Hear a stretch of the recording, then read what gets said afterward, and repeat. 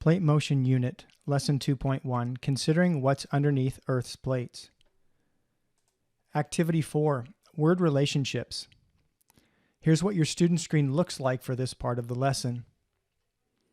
You will use a routine called Word Relationships to help you reflect on the work you did in the sim and in the hands-on activity using scientific language.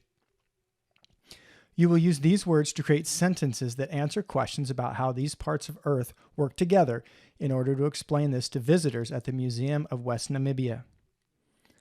I'll model how to create a sentence using one of these words. Through our experiences with the sim and the silly putty and plastic cube, we concluded that the rock material that makes up the mantle is soft and can move like silly putty. To start to answer the first question, I might start with this card and say something like, silly putty can represent the mantle in a model because the mantle can move. This is just one possible answer, and it is incomplete since I only used one word relationship card and didn't fully answer the question. I'd like you to come up with better sentences than this when you work together.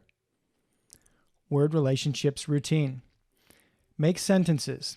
Use at least two of the words on the cards to create sentences that answer both questions and explain how these parts of Earth work together. You do not have to use all the words and can use words more than once. Take turns. In your group of 4, take turns as both the speaker and the listener. Create more than one sentence. There are many ways to answer the questions, and you will need to create more than one sentence.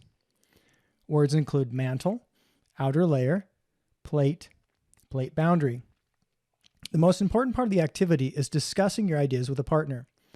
You should take turns speaking and listening as you create sentences with the word relationship cards that help explain how different materials work together.